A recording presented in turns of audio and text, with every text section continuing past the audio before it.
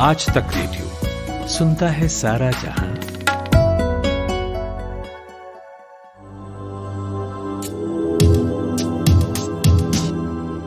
कोविड-19 महामारी का दौर है। दुनिया भर में चीन का विरोध है। ऑनलाइन चल रही सेल में लोग जमकर चाइनीज ब्रांड के स्मार्टफोन्स और दूसरी चीजें खरीद रहे हैं। ये बदलता हुआ वक्त है, बदलते हुए पैरामीटर हैं। नमस्कार, माधुरी के साथ आप सुन रहे हैं कोरोना कवरेज, आज तक रेडियो का ये खास पॉडकास्ट, जहां कोरोना से जुड़ी सब की सब बातें हम करते हैं, देश परदेश से अपडेट लाते हैं आपके लिए। आज वैक्सीन की बात होगी, रूस की वैक्सीन की, एक नई रिसर्च की बात होगी और हर्ड इम्यूनिटी पाने में कहां तक पहुंचा है भारत, ये भी बात करेंगे। लेकिन इससे पहले हेडलाइंस। देश में बीते 24 घंटे के दौरान कोरोना संक्रमण के 53,601 नए मामले सामने आए हैं। वहीं संक्रमण से 871 लोगों की मौत भी हो गई है। इसके साथ ही देश में कोरोना के कुल मामलों की संख्या बढ़कर 22.5 लाख के पार हो गई है। इनमें से 6,40,000 केसेस एक्टिव हैं और 15.5 लाख से अधिक मरीज ठीक भी हो चुके हैं।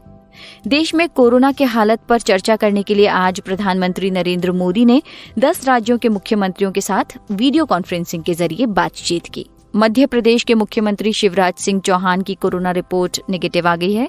शिवराज सिंह चौहान ने ट्वीट कर इसकी जानकारी दी। जन्माष्टमी के मौके पर वृंदावन के मशहूर इस्कॉन टेम्पल को पुजारी समेत 22 लोग कोरोना पॉजिटिव पाए जाने के बाद प्रशासन ने सील कर दिया है। रूस के राष्ट्रपति व्लादिमीर पुतिन ने बताया कि उनके देश ने कोरोना से लड़ने वाली पहली वैक्सीन का रजिस्ट्रेशन किया है, जो कि गेमेलाया इंस्टीट्यूट ने बनाई है और सबसे पहले ये वैक्सीन पुतिन की बेटी को लगाई गई है। वैक्सीन को लेकर चीन से भी खबर है कि सिनोवेक बायोटेक लिमिटेड ने वैक्सीन के ह्यूमन ट्रायल के आखिरी पड़ाव को शुरू कर दिया है। इस वैक्सीन का ट्रायल इंडोनेशिया के मरीजों पर किया जा रहा है। दुनिया भर में कोरोना से संक्रमित लोगों का आंकड़ा 2 करोड़ के पार पहुंच चुका है और 7,30,000 से ज्यादा मरीजों की मौत हो चुकी है। जी हाँ, दुनिया भर में कोरोना के मरीजों की तादाद बढ़ती जा रही है। कुछ नए शब्द भी लोग जानते जा रहे हैं, जैसे वैक्सीन, जिसका इंतजार कर ही रहे हैं सब लोग। एक और शब्द सुनने में आता है, हर्ड इम्यूनिटी। ये क्या है और क्या भारत में कोई उम्मीद है हर्ड इम्यूनिटी आने की, ये जानते हैं डेटा इंटेलिजेंस यूनिट के हमारे साथी दीपू राय से। सबसे पहले हमें हर्ड इम्यूनिटी को समझना होगा। जो एक्सपर्ट बोल रहे हैं उनका कहना है कि इंडिया जैसे कंट्रीज में, जहाँ पे कि पॉपुलेशन बहुत वास्ट है, सेकेंड मोस्ट पॉपुलेटेड कंट्री है, और वहाँ पे हर्ड इम्यूनिटी यानी कि ऐसा प्रोसीजर जिसमें कि एक पॉपुलेशन का बड़ा हिस्सा, लगभग 70% हिस्सा खुद ही उससे इम्यून हो जाए उस वायरस से, यानी कि कोविड-19 से, तो ये तब हर्ड इम्यूनिटी का स्टेज आता है। आइदर कोई वैक्सीन दे करके उसमें इस तरह की इम्यूनिटी उसके बॉडीज में पब्लिक के पैदा की जाए। हमारे यहाँ पहला तरीका ये होता है कि उसको आइसोलेट करके और उसका इलाज किया जाए। दूसरा तरीका हर्ड इम्यूनिटी का होगा, जो मैंने अभी बताया। तो एक तो हर्ड आइसोलेट करने का प्रोसेस ऑलमोस्ट ऐसा लग रहा है कि बहुत मुश्किल हो गया है, क्योंकि डे बाय डे जो केसेस के नंबर्स आ रहे हैं वो काफी चौंकाने वाले हैं और वो बहुत ज्यादा हो गए हैं।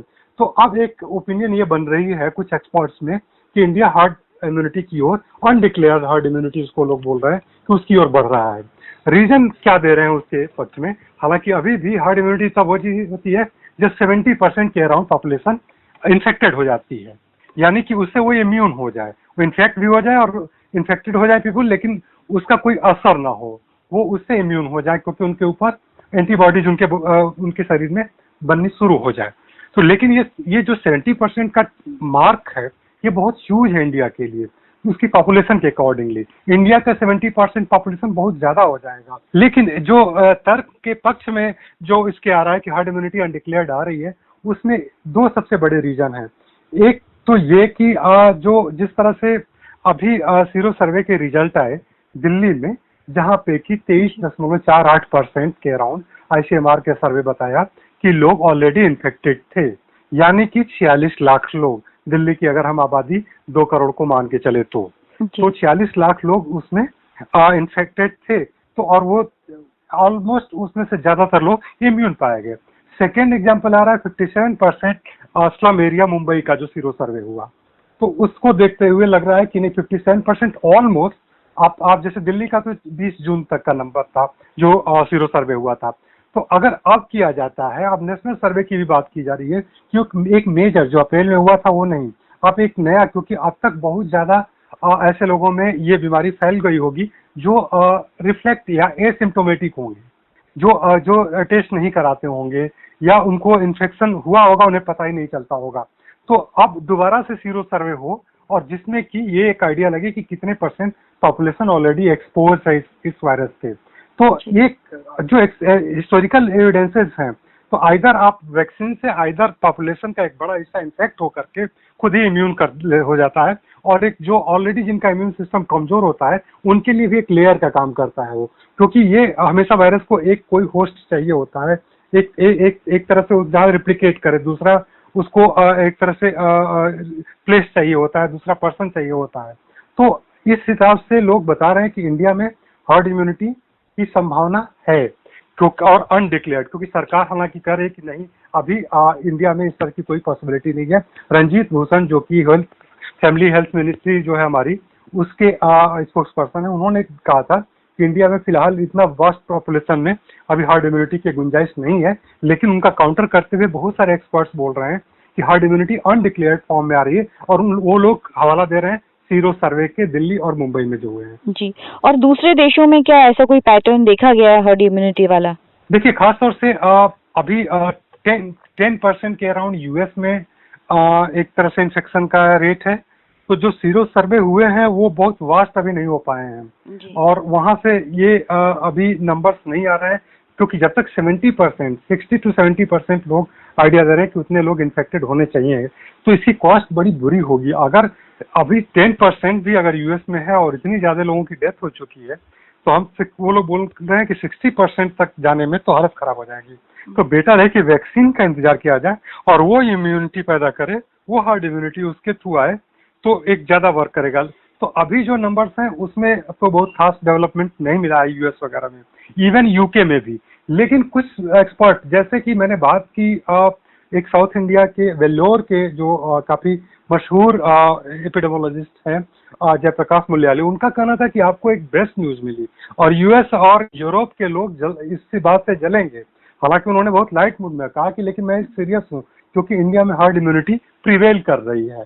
और जो उन्होंने भी सीरो सर्वे का एग्जांपल दिया, बोला कि वो तो डेथ की रिपोर्ट हमारे यहाँ थोड़ा सा जरूर है कि प्रॉपर रिपोर्टिंग नहीं होती है, जो नंबर्स आ रहे हैं सीरो सर्वे में कि कितनी मोर्टेलिटी रेट होती है, लेकिन ये जरूर है कि इंडिया में हार्ड इम्यूनिटी के चांसेस उन्होंने उस पर काफी जोर दिया। लेकिन अभी जब तक कोई एविडेंस न आए, जब तक कोई नेशनल सीरो सर्वे ना हो, आईसीएमआर जो कि प्लान कर रहा है, वो किसी दिन अनाउंस करेंगे और डिस्ट्रिक्ट वाइज, क्योंकि अब सिचुएशन काफी बुरी हो गई है और हम डेथ में भी यूएस को आज पीछे छोड़ चुके हैं 10 अगस्त को, और तकरीबन 1007 ऑलमोस्ट डबल डेथ हो गई है इंडिया में, और जबकि यूएस में 500 के अराउंड डेथ है 10 अगस्त को। तो ये सारे जो नंबर बता रहे हैं और डेली जो 60,000 से ऊपर केसेस रिफ्लेक्ट कर रहे हैं, उससे लग रहा है कि नो डाउट बहुत बड़े लार्ज पॉपुलेशन में इसका इन्फेक्शन फैल चुका है। आइदर वो लोग इम्यून है हो चुके हैं इससे, या फिर रिपोर्टिंग नहीं हुई, अदरवाइज क्योंकि डेथ के नंबर उतने रेशियो में नहीं बढ़ रहे हैं जितने बढ़ने चाहिए, और इसीलिए सरकार भी बार बार कुछ बात करती कि मोर्टेलिटी रेट हमारी दुनिया से कम है। जैसा दीपू राय ने कहा कि वैक्सीन इसका बढ़िया सोल्यूशन हो सकता है बजाय के हर्ड इम्यूनिटी के, क्योंकि उसकी तो बहुत भारी कीमत चुकानी होगी। वैक्सीन की बात निकली है तो बता दें कि रूस दुनिया की पहली वैक्सीन बनाने का दावा कर चुका है। इसे राष्ट्रपति व्लादिमीर पुतिन की बेटी को लगाया भी जा चुका है। ये वैक्सीन मॉस्को स्थित गैमेलिया रिसर्च इंस्टीट्यूट और रूसी रक्षा मंत्रालय ने संयुक्त रूप से मिलकर तैयार की है। वैक्सीन को लेकर और जानकारी दे रहे हैं हमारे सहयोगी प्रतीक। रूस ने अपने दावे में कहा है कि सितंबर में इस वैक्सीन का मास प्रोडक्शन शुरू हो जाएगा और अक्टूबर से देश भर में टीकाकरण शुरू भी कर दिया जाएगा। इधर फिलीपींस के राष्ट्रपति रोड्रिगो दुतेर्ते ने वैक्सीन पर भरोसा जताया है और वैक्सीन के ट्रायल में शामिल होने की बात की है। वहीं रूस ने भी कहा है कि वो फिलीपींस को वैक्सीन मुहैया कराएगा। राष्ट्रपति रोड्रिगो ने कहा कि फिलीपींस ट्रायल के अलावा रूस की वैक्सीन के उत्पादन और आपूर्ति में भी मदद करेगा। तो ये थी सारी अच्छी अच्छी बातें, लेकिन रूस की वैक्सीन पर कई सवालों के साथ साथ इसे संदेह की नज़र से भी देखा जा रहा है। सबसे पहले WHO की बात। विश्व स्वास्थ्य संगठन ने चेतावनी दी थी कि वैक्सीन बनाने में जल्दबाजी नहीं करनी चाहिए। वैक्सीन ट्रायल में जरा सी भी चूक लोगों की जान के साथ खिलवाड़ हो सकता है। WHO के प्रवक्ता के अनुसार कई बार ऐसा होता है कि कुछ शोधकर्ता दावा करते हैं कि उन्होंने कोई महत्वपूर्ण खोज कर ली है, जो कि अच्छी खबर होती है, लेकिन कोई खोज करने या वैक्सीन के असरदार होने के संकेत मिलने और क्लिनिकल ट्रायल के सभी चरणों से गुजरने में जमीन आसमान का फर्क होता है। साथ ही साथ विश्व स्वास्थ्य संगठन ने रूस से वैक्सीन उत्पादन के लिए बनाई गई गाइडलाइन का पालन करने के लिए भी कहा है कि किसी भी वैक्सीन या दवा के लिए कुछ नियम और गाइडलाइंस बनाई गई है। लाइसेंस लेने से पहले हर वैक्सीन को सभी ट्रायल और टेस्ट से गुजरना होता है। अमेरिका और ब्रिटेन ने भी रूस के दावे को सवालों के कटघरे में खड़ा किया है। अमेरिका के शीर्ष स्वास्थ्य अधिकारी डॉक्टर एंथोनी फाउची ने वैक्सीन पर शंका जाहिर करते हुए बताया कि उन्हें ये उम्मीद है कि दूसरों के लिए वैक्सीन का प्रबंध कराने से पहले रूस अपने वैक्सीन का सही तरीके से टेस्ट कर रहा होगा। किसी राजनीतिक दबाव में वैक्सीन बनाने में जल्दबाजी नहीं करेगा। इसके अलावा रूस की वैक्सीन पर कई सवाल उठाने के बाद ब्रिटेन ने भी अपने लोगों पर रूस की वैक्सीन लगाने से साफ मना कर दिया है। फिलहाल तो कोरोना से प्रभावित सभी देशों की आशा भरी निगाहें रूस की ओर हैं। और अब बात करते हैं एक नई रिसर्च की, जो मेडिकल के नेचर्स जर्नल में छपा है, जो एक बड़ा जर्नल है।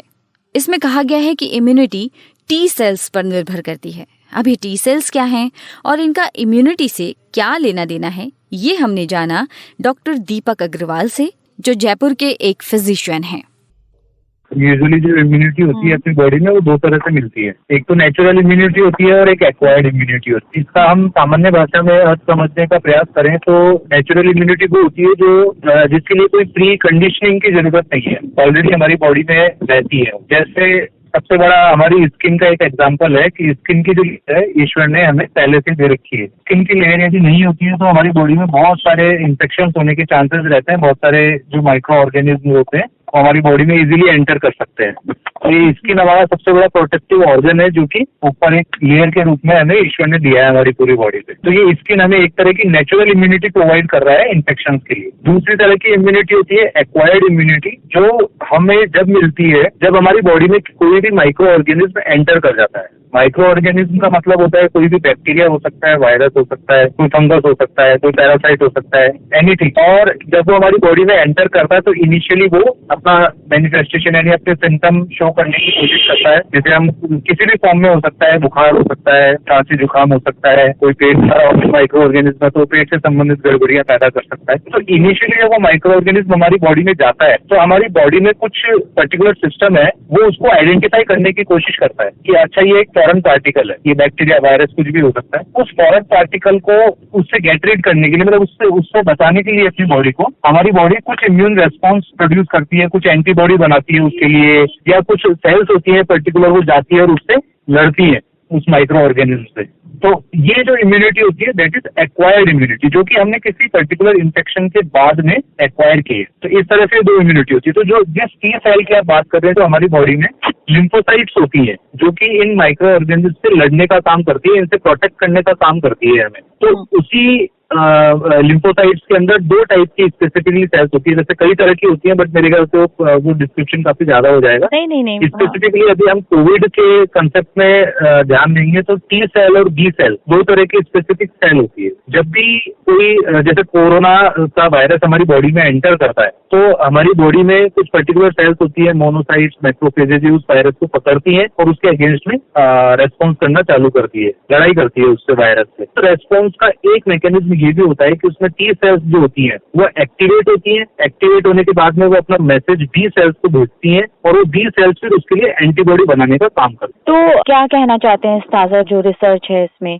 तो इसके अंदर एक्चुअली 5 कंट्री के अंदर अभी ये जो रिसर्च इन्होंने पब्लिश करी है, 5 कंट्रीज से डाटा इन्होंने कलेक्ट किए, जिसमें यूएसए, नीदरलैंड, जर्मनी और सिंगापुर एंड यूके, ये 5 कंट्री के डाटा इन्होंने कलेक्ट किए। ये क्या कहना चाह रहे हैं बाय दिस आर्टिकल, बहुत इंपॉर्टेंट रिसर्च इन्होंने किया कि एक्चुअली ये जो कोरोना वायरस है जिसका इतना अब ये पैंडेमिक डिक्लेयर किया हुआ है WHO ने और इतना ज्यादा उसको हाइप मिली हुई है, ये कोरोना वायरस एक्चुअली पहले से एक ह्यूमन कोरोना वायरस भी रहता है जो ऑलरेडी है, मतलब नोन है, जो कि हम लोगों को जो कॉमन फ्लू, कॉमन कोल्ड जिसको हम बोलते हैं, उसके लिए रेस्पॉन्सिबल होता है। आज के टाइम में जैसे मौसम ऐसा चल ही रहा है इसमें, और आपकी लाइफ टाइम में भी, मेरी लाइफ टाइम में भी, और each and every human being पूरे दुनिया में, पूरे वर्ल्ड में मल्टीपल टाइम्स हमारे कॉमन फ्लू या कॉमन कोल्ड होता रहता है। वो जो कॉमन फ्लू या कॉमन कोल्ड जो होता है वो जिस वायरस की वजह से होता है वो ह्यूमन कोरोना वायरस होता है। उसके 4-5 तरह के अलग अलग टाइप्स होते हैं। तो कई बार क्या होता है कि हमारी बॉडी में क्रॉस रिएक्टिविटी एक फिनोमिना होता है। क्रॉस रिएक्टिविटी का मतलब ये है कि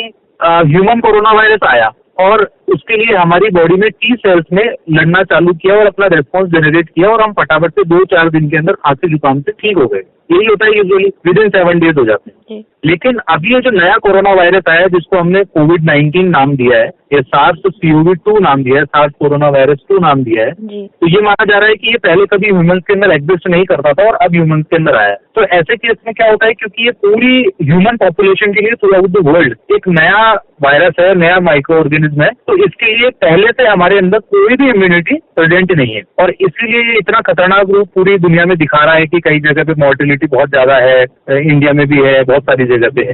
तो ये रिसर्च के थ्रू इन्होंने ये प्रूव करने की कोशिश की है कि ये जो एनिमल वाला ये जो न्यू कोरोना वायरस आया है कोविड-19 और हमारे जो ओल्ड पहले से ही जो प्रेजेंट है ह्यूमन कोरोना वायरस, उनके अंदर कुछ ना कुछ सिमिलरिटी है। यानी कि इनका जो कवर है, कवरिंग है, इनके अंदर बहुत सारे प्रोटीन है कोविड-19 में और ह्यूमन कोरोना वायरस में, वो एक दूसरे से काफी मिलते हैं।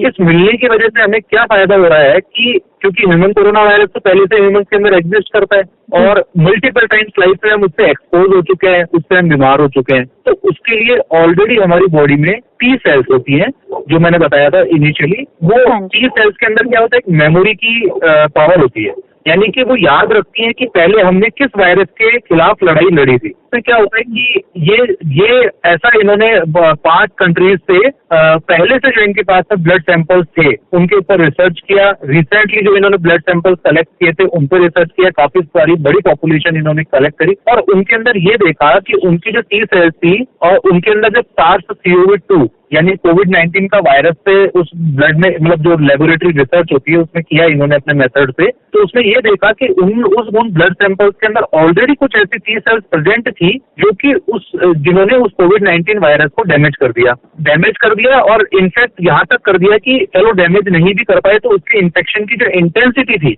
यानी जिस सीवियरिटी से नॉर्मली वो इन्फेक्शन करता उस सीवियरिटी को कम कर दिया। तो ये तो बहुत बड़ा ब्रेक थ्रू हो सकता है एक तरीके से। एग्जैक्टली, बहुत अच्छी बात कही आपने। वास्तव में बहुत बड़ा ब्रेक थ्रू है, इसलिए क्योंकि हम लोग डर रहे हैं, यदि हमारी पूरी मानव प्रजाति जिसके अंदर ह्यूमन कोरोना वायरस के खिलाफ ऑलरेडी हमारे पास में मेमोरी टी सेल्स है, तो ये मेमोरी टी सेल्स हमें जो कोरोना वायरस आज सपोज मैं हूँ एज ए क्लिनिशियन, मैं बहुत सारे पेशेंट्स के लिए एक्सपोज होता रहता हूँ ऑलरेडी। मेरी बॉडी में बहुत सारे माइक्रो ऑर्गेनिज्म, जैसे मुझे 10 साल हो गए प्रैक्टिस करते हुए, तो मल्टीपल माइक्रो ऑर्गेनिज्म के लिए मेरे अंदर इम्यूनिटी या मेमोरी टी सेल्स ऑलरेडी है। यानी उन्हें पता है कि मुझे यदि वायरस का इन्फेक्शन होगा तो कंपेरेटिवली दूसरे लोगों की तुलना में हो सकता है, मतलब एक एजम्पशन है कि कम हो जनरल पॉपुलेशन की तुलना में। यदि ये ह्यूमन कोरोना वायरस के लिए हमारे पास पहले से मेमोरी टी सेल्स प्रेजेंट है तो ये बहुत बड़ी हमें प्रोटेक्शन दे सकती है कोविड-19 के इन्फेक्शन के लिए। या तो वो कोविड-19 के इन्फेक्शन को होने ही नहीं देगी और यदि होगा तो वो माइल्ड स्टेज में या मॉडरेट स्टेज में होके खत्म हो जाएगा।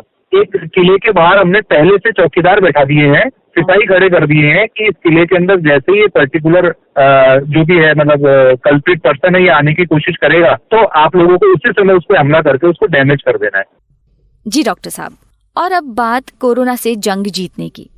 आज की कहानी कोलकाता से है, अलका पारीक की, जो 42 साल की हैं और कोरोना से बड़ा मजबूती से लड़ी हैं। आज पूरी तरह से स्वस्थ हैं। हम सब घर पर ही रह रहे थे और मास्क, सैनिटाइजर, अपने आप को सैनिटाइज करने का, घर को साफ सुथरा पूरा ख्याल रख रहे थे। पर अचानक एक दिन मुझे फील हुआ कि मुझे फीवर है, पर मैंने टेम्परेचर चेक किया तो नॉर्मल ही था, पर फिर भी मुझे थकान और बहुत ही वीकनेस फील हो रही थी। दूसरे दिन फिर चेक करने पर हल्का बुखार था। मैंने पैरासीटामोल ले लिया और थोड़ा आराम किया, पर सेकेंड डे मुझे ऐसा लगा कि ऐसा तो कभी हुआ नहीं कि टेम्परेचर नहीं, पर फिर भी मुझे खाने का टेस्ट चला गया अचानक से और थकान और अनईजी फील हो रहा है। मुझे सीवियर बैक पेन भी था, मैं ना बैठ पा रही थी और न ही सो पा रही थी। फिर टेस्ट भी चला गया था। कोई एंटीबायोटिक ना लेने के बावजूद भी मुझे खाने में कड़वापन लगना, अब मुझे थोड़ा थोड़ा कोरोना होने के सिम्टम लग रहे थे। मैंने टेस्ट करने के लिए एक हॉस्पिटल में कॉल करके चेक किया तो वहां बहुत ही लंबी लाइन थी, करीब 500 या 600 लोग। इस बीच मुझे थोड़ा थोड़ा यकीन होने लगा कि हाँ, ये तो कोरोना ही है। मेरा शक यकीन में तब बदला जब मैंने परफ्यूम से चेक किया। परफ्यूम लगाया तो मुझे बिल्कुल भी उसकी फ्रेग्रेंस नहीं आ रही थी। मुझे अब तक तो पूरा यकीन हो गया था कि हाँ, ये तो कोरोना के ही सिम्टम्स है। हालांकि इसके सिम्टम्स बहुत ही माइल्ड थे, बस थकान, वीकनेस, टेस्ट ना आना। फिर मैंने हमारे फैमिली डॉक्टर को कॉल करके सारी बात बताई और उनसे सलाह मांगी। उन्होंने कुछ दवा और विटामिन प्रिस्क्राइब किए जो मैंने घर पर लोगों से, अपने फैमिली मेंबर्स से अलग रहकर पूरी तरह से फॉलो किया। पौष्टिक खाना, विटामिन, स्टीम लिया, गर्म पानी पीना हर वक्त। इन सबको करने से मुझे 8 दिन के बाद से थोड़ा रिलीफ महसूस होने लगा और मुझे फील हुआ कि हाँ, मैं रिकवर कर रही हूँ। उसके बाद विटामिन का मैंने पूरा कोर्स किया और धीरे धीरे लगभग 15 डेज के बाद मुझे टेस्ट भी आ गया और स्मेल आनी शुरू हो गई। तो मुझे लगा कि हाँ, अब ये ठीक हो रहा है। पर वीकनेस तो अब भी थी। फिर मैंने दोबारा हमारे जो फैमिली डॉक्टर है उनको कॉल किया और उनसे पूछा तो उन्होंने मुझे विटामिन फिर प्रेस्क्राइब किए। विटामिन सी, डी, जिंक के टैबलेट्स दिए, तो वो सब मैंने लिया और वो सब करने के बाद अब मैं देख रही हूँ कि मैं पूरी तरह से ठीक हूँ। इस बीच फैमिली मेंबर से, मैं अलग ही रूम में रहती थी, फैमिली मेंबर से सबसे दूरी बना के रखी और सब लोगों ने मेरा कोऑपरेट किया घर में। तो इस तरह हमने कोरोना को बीट किया। अलका जी हमेशा स्वस्थ रहें, यही दुआ है। आज का कोरोना कवरेज यहीं समाप्त हुआ। जाते जाते आपकी नजर है राहत इंदौरी साहब का एक शेर जो आज हमें छोड़कर चले गए। कोरोना वायरस ने उन्हें आज हमसे छीन लिया, मगर ढेर सारी यादें हैं उनकी हमारे साथ। आंखों में पानी रखो, होठों पे चिंगारी रखो। जिंदा रहना है तो तरकीबें बहुत सारी रखो। और हाँ, एक बात आप हमेशा ध्यान रखो, समय समय पर हाथ धोते रहिए। इजाजत दीजिए, नमस्कार।